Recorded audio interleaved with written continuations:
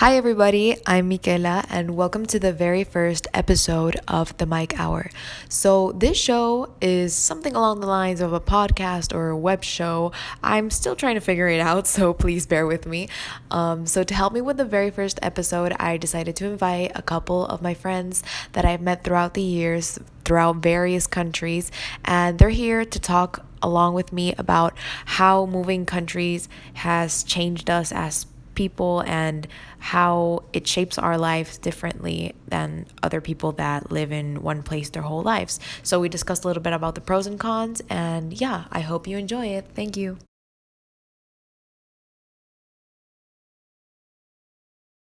So, I invited you all here because all of you have lived in like a lot of countries. Some of us even coincided in some. And I know that there's a lot of shit, like shit, deep shit we go through. And I don't know, I thought it would be fun to make like a sort of conversation thing where we could all just like cry. No, mentira. Where we could all just like discuss, like just share our experiences. So my name is Niels, and um, I was born in Switzerland, but my dad is German and my mom is Portuguese, and I've lived in like 7 different countries around the world. And I lived in Nicaragua for 5 years, which was where I was in school with Michaela and Marifer, and now I'm in Peru. So yeah. I'm Cecil. I was born in San Francisco.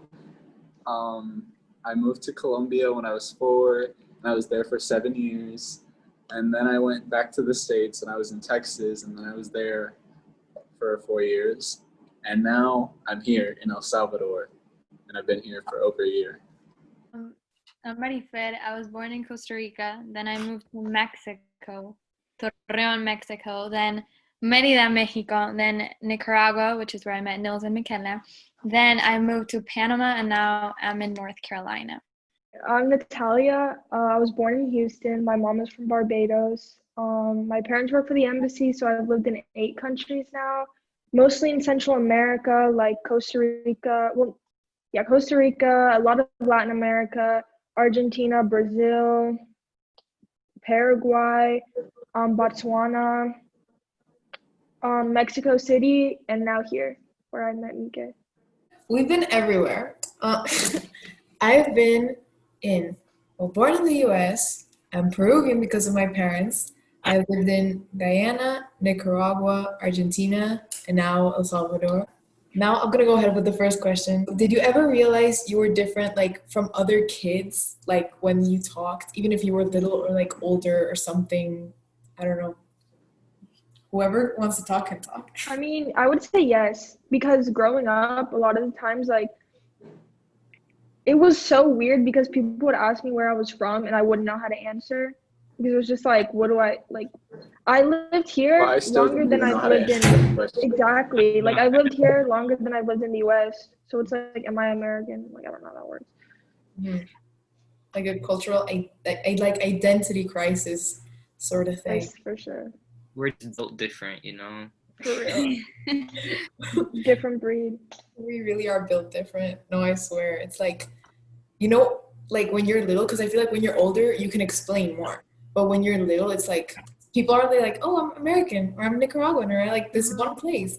And then you're like, well, actually, and like you have to explain your whole Yeah, life. exactly. Like it's this whole paragraph and it's like, no, And Like what I hate is when they say like, "Oh, where are you born?" and I tell them like Switzerland, but it's like I'm not really like from there, so right. it's like I don't know how to explain to them, and they're like, "No, but if you're born there, then it means that you're from that country," and I'm like, "Well, yeah, but at the same time, like I don't even have the passport, like I don't even remember living there, so." Such a weird thing. Like, I don't even like my parents work for the US Embassy. So it's like, okay, I would say I'm American, but I've only lived in the US like a year and a half, like out of my whole life. So it's kind of like, that or you don't even remember I that. don't Yeah, know. same. Like I'm like on Yeah, paper, I'm American, but there's nothing like right, American about me. Like I don't do any right. like traditions or holidays or anything like that. What about the biggest like cultural shock? Like when you arrive somewhere, like when you're just like, what the fuck?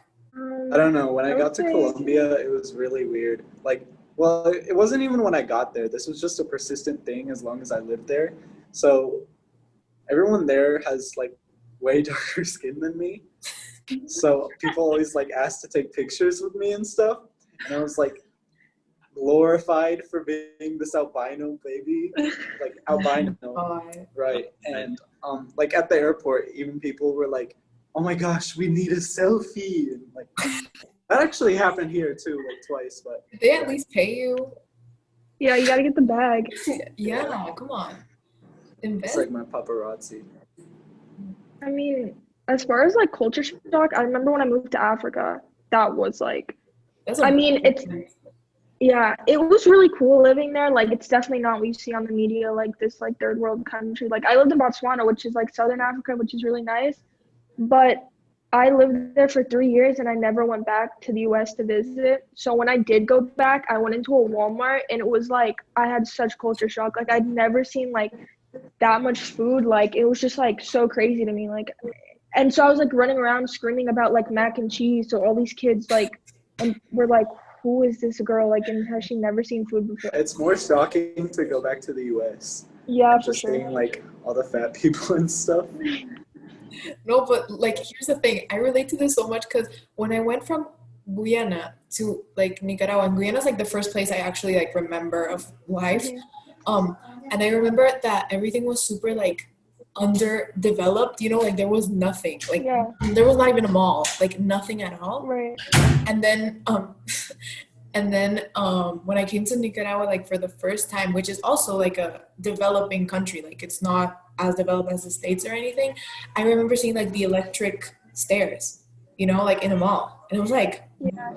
what is this? And it's like everybody was just like taking the electric stairs, minding their own business, and me and my brother would go like up and down, and it was like a fucking roller coaster for us.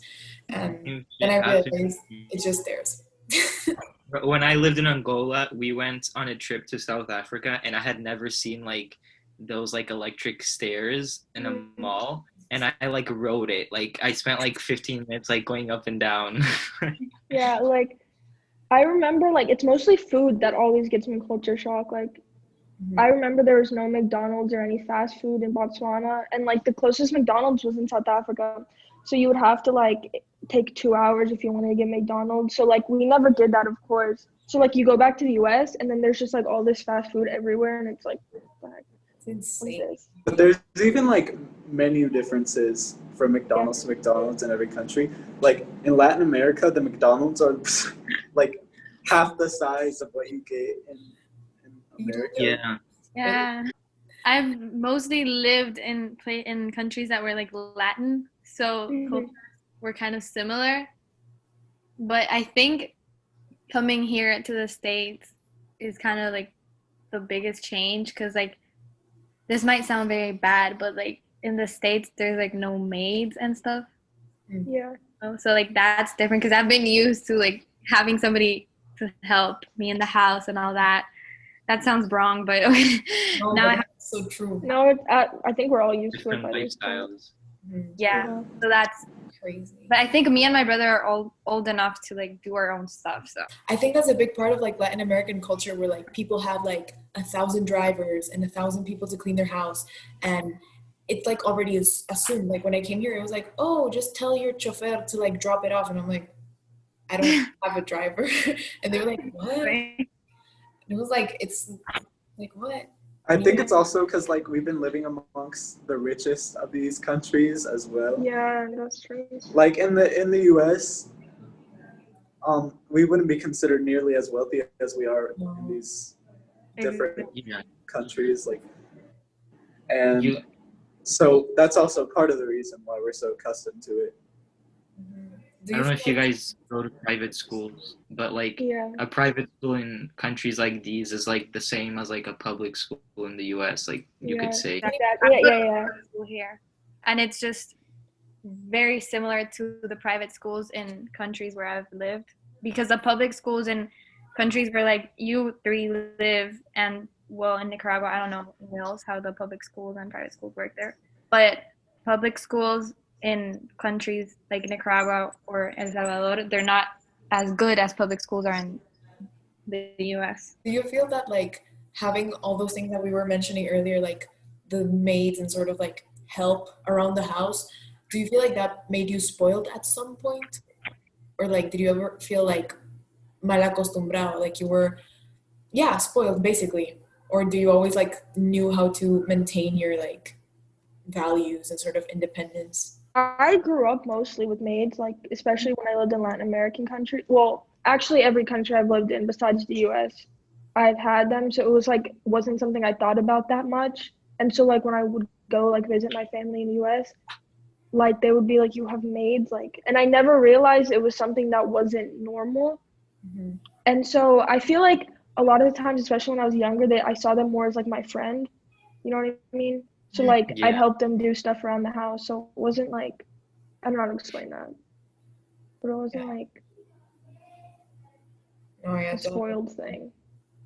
Like obviously like not spoiled like to the point like super Right, right. spoiled, but you know what I It's definitely a privilege for sure. mean. Mhm. Yeah. Like you see that, for example, a difference between like even though look like El Salvador and Nicaragua are like some people say like oh they're the same thing, and in many ways they are like similar. But for example, in Nicaragua, I don't know if you Niels and Marifet remember, but going to school, like you could see people in the cars like literally knocking your window asking for money and food. Like you could be like not even in a bad area of town or something, like no, you were just driving down like the main street and people would The like corners where Galerías was, the corners out of like do you know where, do you remember where I lived? yes, yes. Like it was right next to the mall. There were like a bunch of poor people. And people, In it was Bogota, like there are poor people in every single corner. So my mom, she got her mirror stolen, like ripped off her car, like I think 8 times when we were there. are you And kidding? no, so the thing is, like they'll come up to you and ask for money, and if you don't give them money, they'll like splash water on you or like rip off your mirrors. Oh my So god. you always had to have like change ready to hand to them, because if not, something was gonna happen. That was like violent. And one time I was in the car with my mom. They weren't playing. Oh my The god. traffic And was like so in bad. front of you? What? Like they did that while you were in the car? Oh yeah, like they don't care. So one time we were stopped in traffic, and this guy came up and he like was like, "Give me money, please." And my mom was like, "Sorry, I'm all out." And so there was a guy hidden on the other side of the car, like not the driver's side, and he was ducked down. And as soon as my mom said no, he jumped up, ripped off the mirrors, and sprinted off. But they dropped the mirrors, so it shattered. So my mom got out of the car, picked up the glass, and started chasing them with broken glass in the middle of the traffic. Oh my god. So, but this guy was still running. Heather wasn't playing. Heather was not down. Heather was not So, playing. so she threw the glass, but it hit a taxi driver's windshield. And then he got out and wanted to fight my mom, and my mom was like, "Bitch, I don't have time for this." Oh my god. We were stopped in. There's really bad traffic, so we were stopped in traffic, and like for no reason. I don't know why. I don't remember why, but all I remember was there was a truck driver in front, and then there was a taxi driver behind. Taxi drivers are always super aggressive, so this guy got out of his car because the truck driver was stopped for some reason, and like started banging on the truck. So the truck driver came out with a metal pole and started chasing around the taxi driver, and then he like literally just destroyed his car with the pole. What the hell? Oh my god. Okay, that's Okay. one hell of a story. Like, what the heck? Like just Like in the middle of driving is just such a weird experience there. Oh my god, in Mexico City too. I can't even. In Mexico, when I was little, when in the first place in Mexico in Torreon, my mom went to the supermarket once, and when she was going to her car, she was about to like seat on the car to drive. Mm-hmm. Then like this guy wouldn't let her close the door, and the guy pointed a gun to my mom's head, and they stole the car with everything that was inside it. And then she was so shocked and so scared. She started running around the streets. Like she was like traumatized. It was Right. so scary. And then like they stole the car. And I think it also like Michaela and me, at least I think Nils as well, but like we left Nicaragua right at the time where everything like started getting bad. Everything. We're going to shit. Wait, how old were y'all when y'all were there? Well, We okay. were like in elementary to middle school, I think. Yeah. Right before. I got there in 3rd grade. Like we both came at different times, but we also left at different times, but like more. Well, Mikenna and me left the same year, but you left in December. I left in June. Kind of iconic. We made like a grand exit at the same time. But do you remember when Nils was a new kid and all the girls were crushing over him? yeah. Oh wait, that's the That was thing. kind of scary. Because we're like exotic looking, right? In Nicaragua, like I'm like, being exotic looking is not it. I can tell you, when people come up to you and you're like, "You're so exotic. What are you?" Like, please don't say that to people. what race are you? No, but Exactly. Like, what are you? It's like, okay, like do I look like a freaking Siberian tiger to you? Like, what do you mean I look exotic? Like, what the hell is that? let me just give you my DNA. Like, you figure it out. Exactly. Like, I don't know what to tell people. Like, that's insane. No, but I remember when Nils first came to school, like it was 4th grade. Like we were all just little 10-year-olds, and all the girls, like, and I mean every single female in that. Yeah, school, I was included. her included. I was not immune. I don't remember. But everybody said that he looked like Nile because of the name, even though Nile is like. that's very elementary school. Blonde. Names are similar. That was just like weird. We were 4th graders. It's okay. So I guess for cultural shocks, you have a lot of things like damn from like especially traffic and car related. Oh my god. Yes. Oh my God. People in Mexico drive like it's Mario Kart. Like they don't care Yeah. at all. Like it's bumper cars there. Like they'll just like hit you. No, they will hit you and keep going. Like nobody cares. Like That's don't drive true. a nice car. It's Such a. But they also always try to Right. accuse you of hitting them as well. What? I They remember. try to accuse you. Yeah, they always like- try to accuse you, Yeah. especially if. No, in Lima, well, I know that only Nils from here has lived in Lima. The traffic is insane. Like there will be like 4 lanes for like 4 cars. Not even kidding. There's 7 cars. In like for the 4 spaces, there's 7 cars. Don't ask me how they fit, but they fit. And Those Latin American drivers, they don't care. they don't Like- care. They're They like don't care. They they're like communicate by honking. Exactly. That's how they communicate. They're so They're like, aggressive. I remember what my school in Mexico was like 8 miles away. It took 3.5 hours to get there every morning. that's insane. I had to wake up at 4:30 You're kidding. to get to school on time. I'm not even kidding. It was I'm not even in kidding. Panama. It was similar. Panama people, they drive horribly, and the traffic is so heavy. Here it's well, how is it here? Like I feel like depending on the time. No, I feel like the traffic is not bad, but people here say it's bad, but it's really not. No, it's not. It's bad, but it's not messy, which are like different things, you know? Yeah, but I mean, like, I've never been stuck in traffic for more than like 30 minutes. Exactly. Like people aren't exaggerating. They're like already 15 minutes, and they're like, "Oh my Yeah. god, this is such a horrible thing." Like, I'm like, girl, please, like, have you ever been to Mexico City? Like, that is just, this place feels Yeah. like paradise when it comes to driving. Like, In Peru, you can be like In 3 Panama, hours. it's so heavy. Once I stayed after school to finish a test. After school buses leave the school at 4:30. So I left the school at 4:30 and I got home at 8 o'clock. not in the bus, like not even your own. I know. It was horrible. And I never stayed after school again. And if I did, I went back in a car. Oh my god, that's like 4 hours, and Panama's not even that big, right? Like it's Not. But like I lived like in one edge and my school was in the other edge. No, the area where the school was, it was like not safe and all that. well, that's another thing, like safety. Like, do you guys feel like all those stereotypes of like Latin America are true? No. My parents feel safer with me going out here than in the US. That's for sure. I feel like it's super like blown out of proportion. You know what I mean? Like, I'm not gonna go out and feel like I'm gonna get killed by a gang member. But like all of my relatives, they're like, "Oh my God, why would you take your children to Central America? Like, do you not care about their safety?" And it's like, it's really like, I feel like I'm gonna get kidnapped every single time I'm alone in the US. Like every single time. The You know what I US mean? is So so it's much like more crazy than here. So much for more. real, like Florida, Yeah, but like the whole here there's state. like it's like the number one murder capital, That's but it's like such like I don't feel that way at all. We all live in like a bubble, so it's like Exactly. That's true. I don't know how to explain it, but like since we're more fortunate in like these types of countries that we live in, like we don't see so much like what people think that like these countries are. So I don't know if that makes sense. oh Yeah, yeah. yeah, definitely. We do live in a bubble for sure. But like, I would say like in general, like if you go to a mall here or like are out in the street, it's not that dangerous. You'd have to go like somewhere out in the country to really feel like Yeah. Like you have afraid to for your life. really like look for danger, I feel almost. Yeah, You know, you'd like, have to like walk into a gang neighborhood.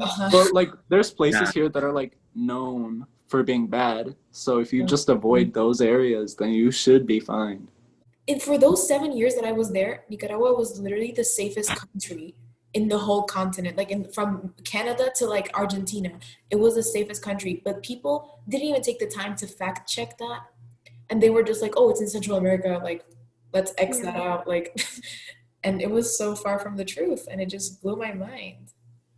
People are just ignorant sometimes. that is true. People just believe what they see, and it's like if you've never been there, like how can you just assume something about a country? Like, yeah.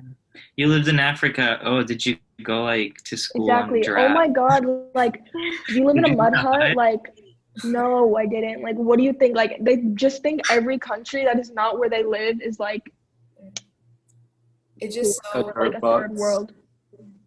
like It's at the so end of the weird. day, they live in bubbles too, if you think Mhm. about it. Like we live in our, I mean, everybody lives in bubbles, you know?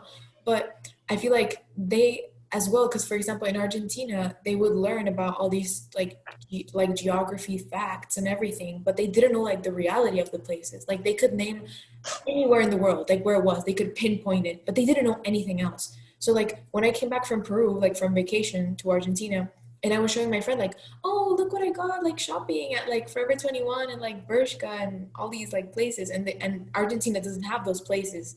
And my friend was like, but you went to Peru, and it was like, yeah, I know, like, uh-huh. And she was like, then how did you like go to a Forever 21? And I was like, you do know they're in Latin America as well, like, and she was like, yeah, but like Peru, like, where do they sell it? And I was like, in a mall. And she was like, you have malls? I was like, what? Like, and also like Peru, I feel like is also like, I think it's more known than like maybe smaller countries, but they couldn't comprehend the fact that like there was like a pull bear, a Bershka in like Peru. Like they couldn't. There And was you can some also university. see like countries have been getting more and more Americanized. So all these like famous brands that you typically wouldn't see there are like popping up. Mhm. Like there's even here in El Salvador, there's like what you were saying, Forever 21 and that kind of stuff, like that you just would never expect. Yeah. Yeah. I remember like my like relatives were like very much southern, like from rural Texas, like stereotypical like rednecks. You know, they came for my sister's graduation, and like keep in mind they have this like image of Latin America that is just like third world country. Like they thought they were walking into like a war zone, like literally. So they come here and they come to our school and they see the grad party, which is nicer than most American graduations. They go to a mall and they're like, wait a minute. And it like completely changed their whole perception because they literally thought they were gonna come here and see dead bodies all over the street. Yeah, no, that's like something that keeps bothering me as well. Like I can explain Yeah. it 3,000 times to all my family and all my friends everywhere because I have so many friends. Yeah. But like, and they just, it's something you just get living like this, you know, like you can't teach it to someone. Yeah. You can only learn it by life. So yeah. But I'm gonna get like into a little more like sort of concentrated topic and we're gonna like sort of finish up on that. What do you feel are pros and cons of being new, like specifically at a school or at, I don't know, maybe like a sports place, at a sport you do, or like a club or anything in a new country? Let's start with the cons and then end with the pros. So let's go with the cons. Well, there's always just the obvious cons of not knowing anyone So yeah. and having to familiarize yourself all over again. But do you feel that one country has been tougher to adapt to than the other? I have. Like what? It depends if you know the language. Yeah, true. If you don't know how to speak Spanish and you move to a Latin American country, you have such a disadvantage. Yeah. No one And wants it's to It's like accommodate. you can see a lot of the American kids that live here that just like only interact with each other, Yeah. mostly because they don't know how to speak Spanish. If you can't understand it or speak it, like you're screwed because like people are nice, but they don't want to accommodate. Like people speak English in class, but outside of class, they don't want to like keep translating to you when they're just trying to have a fluent conversation. It So becomes it's like, annoying for them. yeah, it becomes annoying, and I get it. You know what I mean? So Like, I thank God I can understand it because if I couldn't, yeah. like, I'd be so screwed. No, but even with like slang, I feel like whenever I get to a new country, like at first in Argentina, I would ask like everything they would say. Like they would say, "Oh, and this is so da da da da," and I would be like, "What's that?" And they're like, "Oh, it's this," and then they would keep talking. I would just keep asking, like, "What this mean? What does that mean?" And they was like, "Oh, I'm being like really annoying right now. I should probably just shut up." But at the same time, I couldn't understand anything. So, well, here I just like gave up the shyness and just asked everything. And I guess I know this. Yeah, I feel like here this slang is pretty easy to like catch on. Really similar to Nicaragua's a little bit, I think. What happened to me, well, it usually happens, and I think it happens to Michaela as well, that our accents adapt to the accents that of the country that we're currently living in.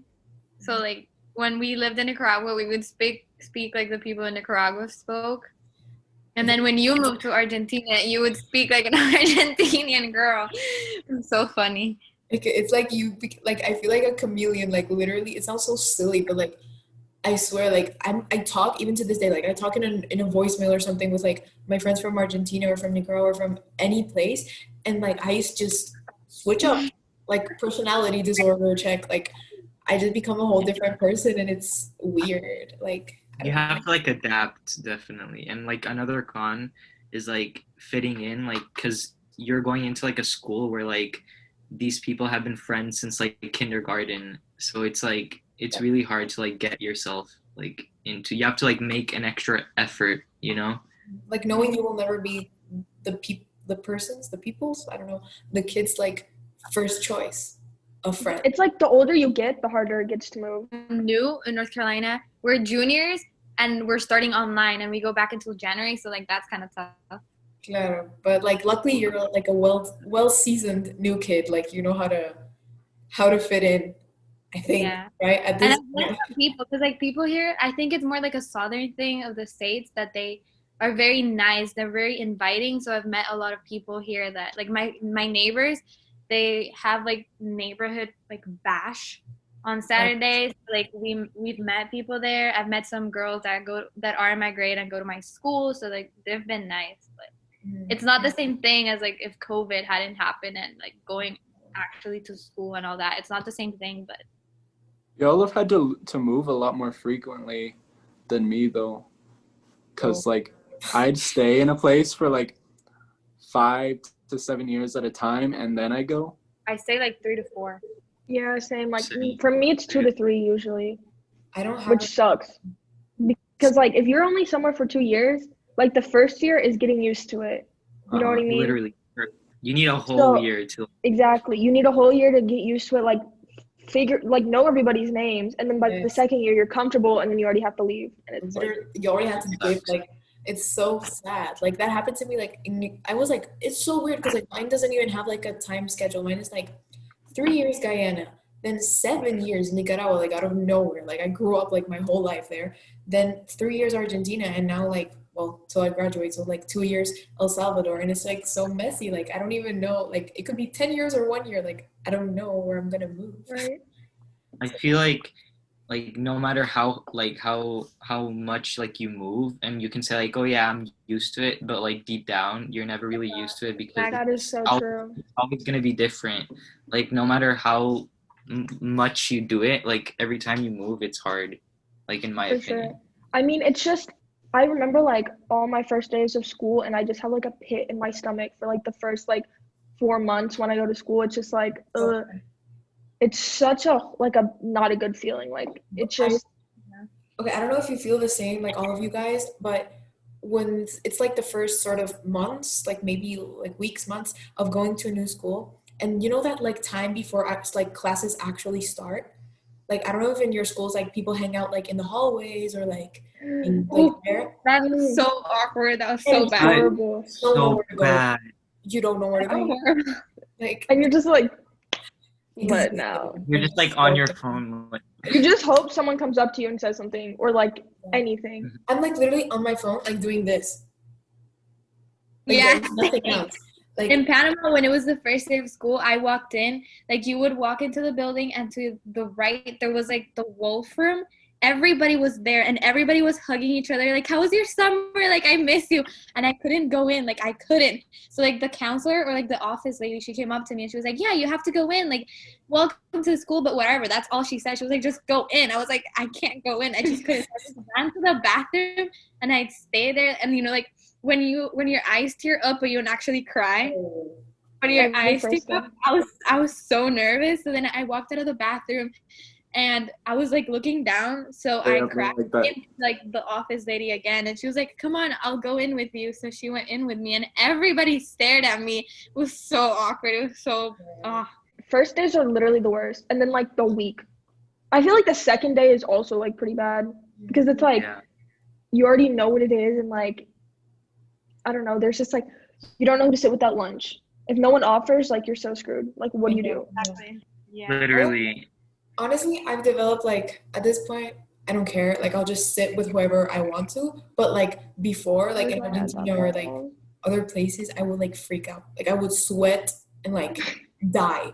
But I just no. Like It's because the feeling of not knowing anyone is like horrifying. I hate like that feeling. lunch determines everything if you think You about feel like it. an alien.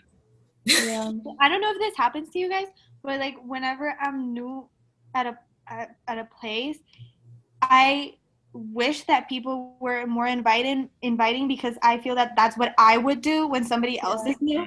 So when I'm new and there's nobody else that's new, I feel like I want people to be inviting because that's what I would do when I see somebody else that's new. But like it gives you so much empathy for new kids when you move a lot. Yeah. You're like, I know what you're going through. Like bro, I get so close to new People- kids everywhere I go.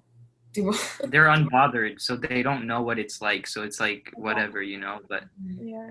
they don't think that like your whole life changed. Like your whole Yeah. life, like everything. Like literally new culture, new school, like it's completely different. Yeah. So like I have more empathy for new kids. Like a lot. Like Same. I will go up to them and say like hi. Because like I know what it's like So to be in nice. their position. Hi. Well, let's go talk some pros because like the timer is about to go off right now. Oh, that's true. But Well, pros, I get to have friends from all over the world. That's true. So. I guess like knowing like a lot of cultures, like experiencing like a lot of cultures is super cool. makes you less Yeah. ignorant, I feel like. That's true. It opens More up, like, open. you're more open-minded because you are exposed to different stuff. So. Yeah. It's yeah. also like easy to talk about like with people who relate. You know what I mean? Like it's such like a good common ground. If you know someone else who moves a lot, like you can talk about it so easily. I feel like it always gives you something to talk about with anyone, really. Yes. That's Like, true. you're just like, oh, did you know I lived in? Like, Yeah. it's interesting. Like, we're gonna have amazing college applications. I'm just saying that. Yeah. That is so true. That is so true. I feel like it makes me feel so cool, like knowing people from different countries. Like, I don't know why. It makes me feel like, Yeah. oh, like, but also you can make stuff up, you know? Like, you can seem cooler than you actually are when you're introducing yourself to people. Like, they Yeah, don't like know. and plus like you leave in 2 years, it's not like fresh start every time. Mhm. Yeah. Fuck it. Just like do whatever you want. Exactly. Like at a certain point it's like Yeah, I feel like that also comes with like age and maturity. Like, you just gain that sense of like, who cares? Like, it's my life. Like, you don't have to kiss up to anyone because it's not like, especially in small countries like here, it's like I feel like people, they're so like in the same sort of circle and community that they como que avoid conflict como para quedar bien with some people because like you're gonna see them every year, and I'm like, I'm not gonna see you, I don't know when, so I'm just gonna speak my mind and like Exactly. say what I have to say. Yeah. It's like a process to get to that state, Yeah. you know. Well, thank you guys. It was so fun. I'm gonna edit this. Yeah. for sure. All right. Bye. Bye, Bye. Mika. Bye, everyone. Bye. Bye.